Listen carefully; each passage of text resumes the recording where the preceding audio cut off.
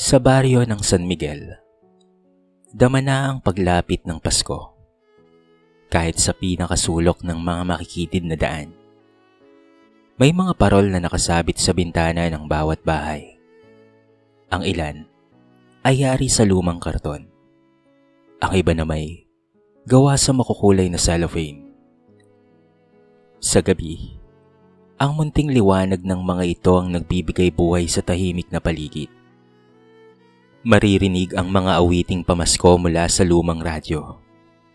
Sinasabayan ng huni ng kuliglig at kaluskos ng mga dahon na hinaampas ng malamig na hangin ng Disyembre. Ngunit sa kabila ng masayang tanawin, may dalawang batang lalaki sa baryo na hindi lubos ang ngiti sa pagdating ng Pasko. Si Elias ay nakaupo sa bangkong kahoy sa labas ng kanilang maliit na bahay. Ang dingding nito'y gawa sa pinagtagpi-tagping kahoy at yero na may bahid ng kalawang. Nakayapak siya habang pinagmamasdan ng mga batang dumaraan na may suot ng mga bagong damit. Sa kanyang tabi ay ang luma niyang tsinelas. Manipis na ang swelas at halos mapigtas na ang tali. Tahimik siyang napabuntong hininga. Hindi naman siya nagrereklamo.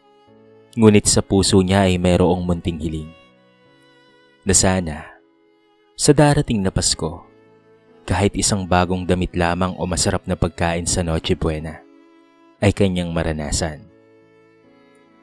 Sa kabilang bahagi naman ng baryo, sa isang mas maayos at mas malaking bahay, naroon naman si Nelson. May bakod ang kanilang bakuran at sementado ang sahig ng kanilang sala. Sa isang sulok ay may mga kahong bagong dating, mga regalo mula sa kanyang ama na nagtatrabaho sa ibang bansa. May bago siyang sapatos, bagong damit, at sigurado na ang kanilang handa sa Pasko. Ngunit sa kabila ng lahat ng iyon, bakas sa kanyang mukha ang lungkot na hindi may tago. Tahimik na pinagmamasdan ni Nelson ang bakanting upuan sa hapagkainan. Doon dapat uupo ang kanyang ama, si Ginoong Mateo, kung siya'y naroon lamang. Sa halip na yakap at halakhak, pera at regalo lamang ang naipadala nito. Alam ni Nelson na ginagawa ng kanyang ama ang lahat para sa kanila. Ngunit may mga bagay na hindi kayang palitan ng anumang halaga. Magkaibigan sina Elias at Nelson mula pa noong bata pa sila.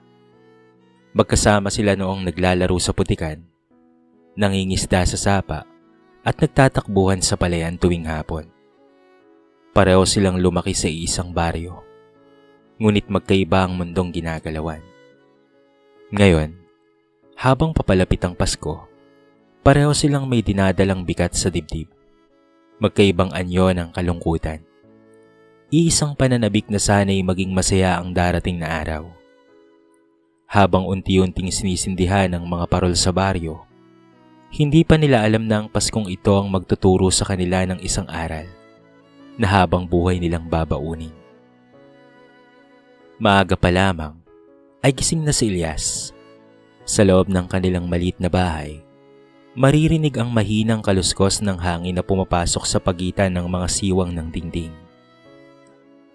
Ang bubong na yero ay may ilang butas na tinatakpan lamang ng lumang sako.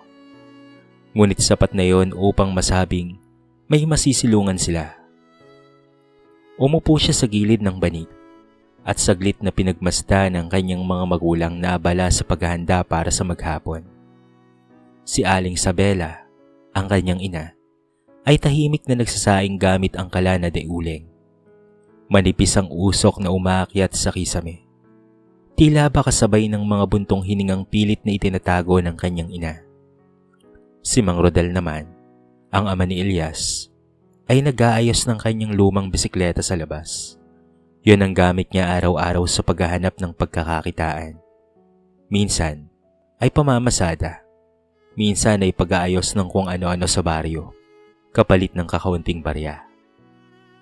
Habang naghihilamos si Elias sa timba, hindi niya maiwasang mapatingin sa kanyang refleksyon sa malinaw na tubig. Payat ang kanyang katawan, sunog sa araw ang balat, at simple ang kanyang suot. isang kupas na t-shirt at short na may punit sa gilid. Tahimik siyang napangiti. Ngunit sa likod ng ngiting iyon ay merong munting lungkot. Malapit na ang Pasko at alam niyang tulad ng mga nakaraang taon, wala na namang bagong damit o laruan. "Nanay!" Mahinang tawag ni Elias habang lumalapit sa kusina. "Kahit lugaw lang po sana sa Noche Buena, okay lang po sa akin yun." Napahinto si Aling Sabela at bahagyang ngumiti sa anak. "Anak," sabi niya habang hinahaplos ang buhok ni Elias, "pasensya ka na ha? Ginagawa naman namin ng tatay mo ang lahat." Umiling si Elias. "Opo, Nay. Masaya na po ako basta't sama-sama tayo." Ngunit sa kanyang puso, may lihim siyang panalangin. Sa tuwing makikita niya ang mga batang may bagong tsinelas at damit, tahimik niyang hinihiling sa poong may kapal na sana, kahit minsan lang, ay maranasan rin niya yon. Hindi siya humihiling ng sobra. Hindi mamahaling regalo o marangyang handa, kung hindi simpleng bagay na magpaparamdam sa kanya na espesyal din ang Pasko para sa kanilang pamilya. Kinagabihan, habang nakahiga si Elias sa banig, naririnig niya ang tawanan ng kanyang mga magulang sa kabilang sulok ng bahay. Pagod man ang mga ito, pilit pa rin nilang pinaparamdam na masaya ang kanilang tahanan. Doon niya napagtanto na kahit kapos sila sa material na bagay, mayaman naman sila sa pagmamahalan. Pumikit si Elias at nagdasal. "Salamat po, Diyos ko. Salamat po sa pamilyang meron ako. Kahit mahirap po pero buo po kami." Sa gabing iyon, sa gitna ng kakulangan, natutong mangarap si Elias. Hindi lamang para sa sarili, kung hindi para sa mas masayang Paskong magkakasama ang kanyang pamilya. Tahimik ang bahay ni Nelson sa umagang iyon. Malinis ang sahig, maayos ang mga gamit, at sa isang sulok ng sala ay nakasalansa ng ilang kahong bagong dating mula sa ibang bansa. May mga nakasulat na banyagang salita sa gilid ng karton. Palatandaang malayo ang pinanggalingan ng mga ito. Para sa iba, ang ganitong tanawin ay senyales ng masaganang Pasko. Ngunit para kay Nelson, ito'y paalala ng isang kakulangan na hindi kayang punan ng anumang regalo. Maingat niyang binuksan ang isa sa mga kahon. Lumitaw ang isang pares ng bagong sapatos. Makintab, mabango, at halatang mamahalin. Sumunod naman ang mga bagong damit, laruan, at sobre na may lamang pera. Napangiti si Nelson, ngunit panandalian lamang. Sa likod ng ngiting iyon, ay ang pagnanais na sana ay ang kanyang ama ang mismong nag-abot ng mga regalong ito sa kanya. "Mama, dumating na po ang padala ni Papa." Mahina niyang tawag habang hawak ang sapatos. Lumabas mula sa kusina si Ginang Clarita. May suot ng ngiti ngunit bakas ang pagod sa kanyang mga mata. "Oh anak, tumawag siya kagabi. Pasensya na raw ha at hindi siya makakauwi ngayong Pasko." Tumango si Nelson at muling tumingin sa mga kahon. Hindi niya na tinanong kung kailan uuwi ang kanyang ama. Sanay na siyang walang malinaw na sagot. Taon-taon ay ganoon na lamang. Laging merong dahilan, laging may padala, ngunit laging wala ang ama sa pagkainan. Lumapit si Nelson sa mesa at doon niya nakita ang bakanting upuan. Doon dapat nakaupo si Ginoong Mateo, ang kanyang ama. Naalala niya ang mga panahong sobrang bata pa niya, kung papaanong sinasama siya ng kanyang ama sa palengke, kung papaanong tinuturuan siyang magbisikleta. Pero ngayon, ang mga alaala na lamang na yon ang kanyang pinanghahawakan. Kinagabihan, habang inaayos ni Ginang Clarita ang listahan ng mga ihanda para sa Noche Buena, umupo si Nelson sa kanyang kwarto. Isinukat niya ang bagong sapatos. Ngunit hindi niya ito lubos na ikinatuwa. Sa halip, naupo siya sa gilid ng kama at napabuntong hininga. "Bakit ganito ang pakiramdam ko?" bulong niya sa sarili. "Meron naman ako ng lahat pero Parang may kulang pa rin. Sa labas, naririnig niya ang tawanan ng ilang pamilya sa baryo. Ang mga batang naglalaro, ang mga magulang na nagkekwentuhan. Doon niya naiisip si Elias, ang kaibigang kahit simpleng tsinelas ay wala, ngunit laging may ngiti at may kasamang pamilya. Bago matulog, lumuhod si Nelson at nagdasal. Diyos ko, salamat po sa lahat ng biyaya. Sana po maging boring kami balang araw. Sa gabing iyon, napagtanto ni Nelson na ang pinakamahalagang regalo ay hindi nasusukat sa halaga. At sa paglapit ng Pasko, unti-unti niyang nauunawaan kung anong tunay na kahulugan ng pagiging maswerte. Mabagal na lumalakad si Elias sa makitid na daan pauwi galing tindahan nang mapansin niya ang liwanag ng isang parol sa gilid ng kalsada. Doon, sa ilalim ng puno ng mangga, nakaupo si Nelson, tahimik na nakatingin sa lupa. Ang dilaw na ilaw ng parol ay bahagyang nagbibigay liwanag sa kanyang mukha. Malinis ang suot nito, bago ang sapatos, ngunit may lungkot sa kanyang mga mata. Nelson! Tawag ni Elias habang papalapit. Anong ginagawa mo rito? Tumingala si Nelson at pilit nang umiti. Wala lang, nag-iisip lang ako. Umupo si Elias sa tabi niya. Saglit silang natahimik habang pinagmamasdan ng mga taong dumaraan. May dalang supot ng pamalengke, may kasamang mga anak, may halakhak sa bawat akbang. Sa katahimikang iyon, unti-unting bumigat ang dibdib ni Elias. Alam mo, biglang sabi niya, hindi naalis ang tingin sa daan. Buti ka pa, napatingin si Nelson sa kanya. Bakit naman? Bago ang sapatos mo, bago ang damit mo. Sigurado na may masarap kayong handa sa Noche Buena. Sunod-sunod na sambit ni Elias.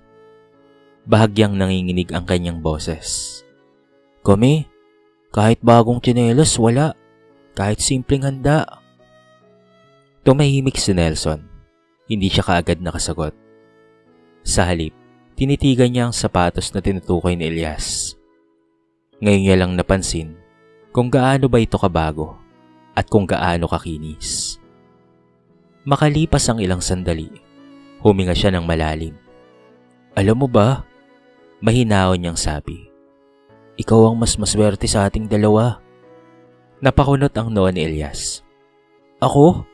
Paano ako? Wala nga kaming kahit na ano. Tumango si Nelson at tumingala sa langit na puno ng bituin. Kahit wala kang bagong sapatos at bagong damit, kahit simple lang ang handa ninyo sa Pasko, pero buo naman kayong pamilya. Sama-sama kayo, at masaya yun. Nilingon niya si Elias, bakas ang lungkot sa kanyang mga mata. Kami? May handa kami. May regalo, oo. Pero meron ding kulang. Wala si Papa sa amin. Pera at regalo lang ang naipapadala niya. Hindi niya kayang yakapin si Mama. Hindi niya kayang umupo sa pagkainan namin. Nanlaki ang mga mata ni Elias. Noon lamang niya lubos na naintindihan ang lungkot ng kaibigan. Alam mo pre, patuloy ni Nelson, hindi matutumbasan ng kahit na anong halagang makasama mo ang pamilya mo. Kahit gaano pa karami ang pera. Kung hindi buong puso mo, kulang pa rin. Tahimik na napayuko si Elias. Ngayon niya napagtanto na ang matagal niyang hinahangad ay meron na pala siya, ang buo at magkakasamang pamilya. Sa ilalim ng parol, parehong natahimik ang dalawang bata. Magkaiba man ang kanilang mundo, nagtagpo ang kanilang damdamin sa isang katotohanan. Ang Pasko ay hindi nasusukat sa dami ng regalo, kung hindi sa presensya ng mga mahal natin sa buhay. Sa gabing iyon, may bahagyang gumaan sa kanilang mga puso, at sa liwanag ng parol, unti-unting nagbago ang kanilang pananaw sa kung ano ang tunay na kayamanan. Dumating ang bisperas ng Pasko na may kasamang malamig na simoy ng hangin. Sa baryo ng San Miguel, abala ang bawat tahanan sa paghahanda para sa Noche Buena. May mga ilaw na nakasindi sa bintana. May mga batang nagtatakbuhan sa kalsada at may mga magulang na nagmamadaling tapusin ang kani-kanilang lulutuin bago maghating gabi. Sa maliit na bahay ni na Elias, maagang nagigising si Aling Sabela upang ihanda ang kanilang munting handa. Isang kalderong lugaw na may kaunting manok, ilang perasong tinapay at isang mangkok ng saging ang nakahain sa lumang mesa nila. Hindi man marangya, pero ang bawat isa ay inihanda ng may pagmamahal.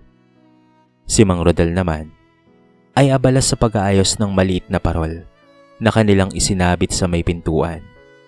Luma man ito, ngunit sinikap niyang lumiwanag para sa kanyang pamilya. "Nay, tulungan ko na po kayo," masiglang sabi ni Elias habang inaayos ang mga pinggang luma ngunit malinis.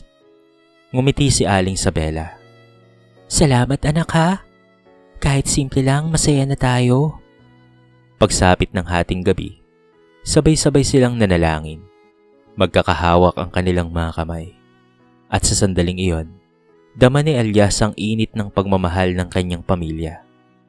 Habang sila'y kumakain, may tawanan, may kwentuhan, at may pasasalamat sa kabila ng kakulangan. Sa kanyang puso, unti-unting nawala ang lungkot na matagal na niyang dinadala. Samantala, sa mas malaki at mas maayos na bahay ni na Nelson, masagana ang hapagkainan. May hamon, queso de bola, spaghetti, at iba pang mga pagkain karaniwang hinahain tuwing Pasko. Maayos ang pagkakaayos ng mesa. Kompleto ang kubyertos. Makintab ang mga plato. Ngunit sa gitna ng hapag, may isang bakanting upuan. Tahimik na umupo si Nelson sa tabi ng kanyang ina. Si Ginang Clarita. May ngiti sa kanyang mukha, ngunit halatang pilit. Bago sila kumain, nagdasal si Nelson ng taimtim. "Panginoon," bulong niya, "salamat po sa lahat ng biyaya. Ingatan niyo po si Papa." Habang kumakain sila, walang masyadong usapan. Ang bawat kagat ay may kasamang katahimikan. Paminsan-minsan, napapatingin si Nelson sa bakanting upuan at iniisip kung kailan muling magiging buo ang kanilang hapag. Sa labas, sabay na tumunog ang kampana ng simbahan, hudyat ng Pasko. Sa dalawang magkaibang bahay, dalawang magkaibang karanasan ang nagaganap. Isang kapos sa handa ngunit sagana sa pagmamahal, at ang isa na may sagana sa pagkain, ngunit may kakulangan sa presensya. Sa gabing iyon, parehong napagtanto ni na Elias at Nelson ang sinabi nila sa isa't isa, sa ilalim ng parol. At sa pagitan ng dalawang hapag, iisang aral ang unti-unting umuusbong, na ang tunay na diwa ng Pasko ay nasa kung sino ang kasama mo sa mesa, hindi sa kung ano ang nakahain dito. Pagsapit ng umaga ng Pasko, muling nabuhay ang baryo ng San Miguel sa tunog ng tawanan ng mga bata at kampana ng simbahan. May mga batang nagtatakbuhan habang suot ang kani-kanilang mga bagong damit. May mga magulang na masayang nakikipagkwentuhan sa labas ng bahay. Ang araw ay tila mas maliwanag kesa sa karaniwan. Wari nakikisalo sa diwa ng Pasko. Maagang nagising si Nelson. Tahimik siyang bumangon at muling tinignan ang mga regalong nasa sulok ng kanilang sala. May mga laruan at mga damit pa roong hindi pa niya nagagamit. Naalala niya ang mga sinabi ni Elias at ang sagot niyang nagmula sa puso noong gabing iyon sa ilalim ng parol kung saan sila nagkita. Sa sandaling iyon ay meron siyang nabuo sa kanyang isipan. Lumapit siya sa kanyang ina. "Mama," mahina niyang sabi, "pwede po ba akong mamigay ng ilan sa mga regalo na natanggap ko?" Nagulat si Ginang Clarita, ngunit agad na ring ngumiti. "Kung yan ang magpapasaya sa iyo anak, sige gawin mo." Maingat na pinili ni Nelson ang isang pares ng tsinelas, isang bagong damit at ilang laruan. Inilagay niya ang mga ito sa isang supot at agad na nagtungo sa bahay ni na Elias. Habang naglalakad, dama niya ang kakaibang saya. Isang saya na hindi niya naramdaman sa pagbukas ng mga kahon.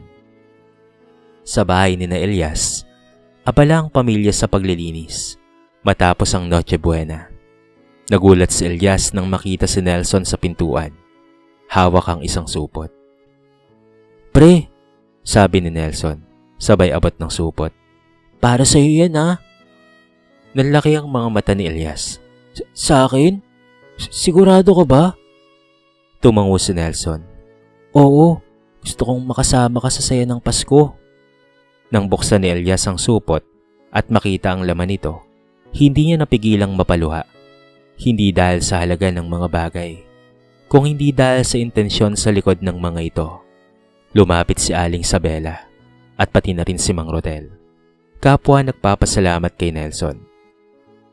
"Salamat anak ha," sabi ni Mang Rodel. "Hindi namin ito makakalimutan. Napakabuti mong bata." Ngumiti si Nelson. "Ako po ang dapat na magpasalamat." Bilang kapalit, inaniyahan ni Elias ang kanyang kaibigan na kumain kasama nila. Muling naglatag si Aling Sabela ng kanilang simpleng handa. Tirang lugaw, tinapay, at mainit na tsaa. Umupo naman si Nelson sa kanilang hapag at doon niya naramdaman ang init ng isang pamilyang sama-sama. May kwentuhan, may tawanan, at may tahimik na pasasalamat. Sa sandaling iyon, naramdaman ni Nelson ang matagal na niyang hinahanap, ang pakiramdam ng pagiging kabilang. Habang sila'y nagdarasal bago kumain, kapwa nila alam na ang Paskong ito ay hindi basta-basta lilipas, sapagkat natutunan nilang ang pinakamahalagang regalo ay hindi nabibili. Ito'y ang pagbabahagi ng sarili at pagmamahal na kusang ibinibigay. Tahimik ang umaga matapos ang Pasko sa baryo ng San Miguel. Unti-unti nang humuhupa ang ingay ng selebrasyon. At ang mga parol na kagabi maliwanag ay tila mas payapa na ngayon ang liwanag. Sa mga lansangan, may mga batang pagod na sa kakalaro at may mga pamilyang abala sa pag-aayos ng kanilang mga tahanan. Ngunit sa puso ni na Elias at Nelson, may iniwang bakas ang Paskong ito na hindi kailanman mabubura. Magkatabi silang naglalakad papunta sa simbahan. Kapwa tahimik ngunit may ngiti sa labi. Si Elias ay suot ang bagong damit na bigay ni Nelson. Hindi man mamahalin, ngunit para sa kanya ay kayamanang hindi matutumbasan. Si Nelson naman ay tila mas magaan ang hakbang, wari may nabunot na tinik sa kanyang dibdib. Pagkatapos ng misa, naupo sila sa ilalim ng punong mangga, ang parehong lugar kung saan sila nag-uusap noong gabing maliwanag ang parol. Doon, saglit silang nagbalik tanaw. "Nelson," mahinang sabi ni Elias, "ngayon ko lang talaga naintindihan yung sinabi mo noong isang gabi." Ngumiti si Nelson. "Ako rin eh. Akala ko dati sapat na ang regalo at pera para sumaya." Tumingala si Elias sa langit. "Hindi pala. Kahit mahirap, maswerte pa rin kami. Kasi buo kami at sama-sama." Tumango si Nelson, bahagyang namumuo ang luha sa kanyang mga mata. "At ako naman, natutunan kong hindi masamang mangarap ng kumpletong pamilya. Hindi lahat ng kulang ay napupunan ng material." Sa sandaling iyon, sabay silang nanalangin sa katahimikan ng kanilang mga puso. Nagpasalamat sila sa Poong May Kapal, sa mga biyayang nakikita at sa mga biyayang natutunan lamang nilang pahalagahan. Mula noon, nagbago ang pananaw ng dalawang magkaibigan. Si Elias ay patuloy na nangarap, ngunit hindi na nakatingin sa kung ano ang wala sa kanya, kung hindi sa kung ano ang meron siya. Si Nelson naman ay natutong maghintay, magtiwala at magpasalamat. Habang patuloy na umaasang darating ang araw na muli silang magiging buo bilang pamilya. Ang Paskong iyon ay siyang nagturo sa kanila ng isang katotohanang madalas makalimutan ng marami, na ang kahirapan ay hindi lamang nasusukat sa kakulangan ng pera at ang kayamanan ay hindi lamang nasusukat sa dami ng pag-aari. May mga pusong kapos sa material, ngunit sagana naman sa pagmamahal, at may mga pusong sagana sa bagay, ngunit naghahangad ng presensya. Sa huli, ang tunay na diwa ng Pasko ay ang pagpapahalaga sa kung ano ang meron, ang pagbabahagi sa kapwa, at ang taimtim na pasasalamat sa poong may kapal. Sapagkat sa mundong puno ng kakulangan, ang pusong marunong magpasalamat ang siyang tunay na mayaman. At sa baryo ng San Miguel, 2 batang lalaki ang natutong salubungin ng Pasko, hindi bilang araw ng paghiling, kung hindi bilang araw ng pasasalamat. Sa kwentong ito ay marami tayong mapupulot na aral. Isa na nga riyan, ang tunay na kayamanan ay hindi nasusukat sa material na bagay. Si Elias ay kapos sa damit at pagkain, ngunit sagana sa pagmamahal ng kanyang pamilya. Si Nelson naman, may bagong ang damit at masagana ang kanilang handa, ngunit kulang ang presensya ng kanyang ama. Ipinapakita nito na ang pera at regalo ay hindi pamalit sa pagmamahal at pagkakasama ng pamilya. Mahalaga ang pamilya at presensya ng ating mga mahal sa buhay. Ang simpleng lugaw at tawanan ng pamilya ni Elias ay mas makabuluhan kaysa sa marangyang hapag ni Nelson na may bakanting upuan. Dito natin natutunan na ang Pasko ay higit pa sa handa at regalo. Ito'y patungkol sa pagkakaroon ng buo at masayang pamilya. Ang pagbabahagi ay nagbibigay ng tunay na ligaya. Nang ibinahagi ni Nelson ang kanyang mga regalo kay Elias, dama niya ang kasiyahang hindi matutumbasan ng material na bagay. Ang pagmamahal at malasakit ay mas mahalaga kaysa sa anumang nakabalot sa kahon. Magpasalamat sa kung ano ang meron ka. Ang bawat simpleng biyaya mula sa presensya ng pamilya hanggang sa munting bagong damit ay dahilan upang magpasalamat. Ang kwento ay nagtuturo na kahit may kakulangan, merong palaging dahilan para maging masaya. Sapagkat ang Pasko ay diwa ng pagmamahalan, hindi ng paghambing. Ang dalawang mukha ng Pasko, kapos sa material at kapos sa presensya, ay nagpakita na ang halaga ng Pasko ay hindi nasusukat sa kung sino ang may mas marami, kung hindi ang pagpapahalaga sa kung ano ang meron at sa taong kasama mo ngayon.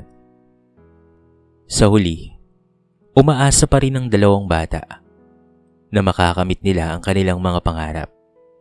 Si Nelson, umaasang makasama ang kanyang ama, at si Elias, umaasang maging mas maganda at maalawan ang kanilang pamumuhay. Dito na po nagtatapos ang ating kwento. Sana po ay nagustuhan nyo at sana po ay kinapulutan nyo ng maraming aral.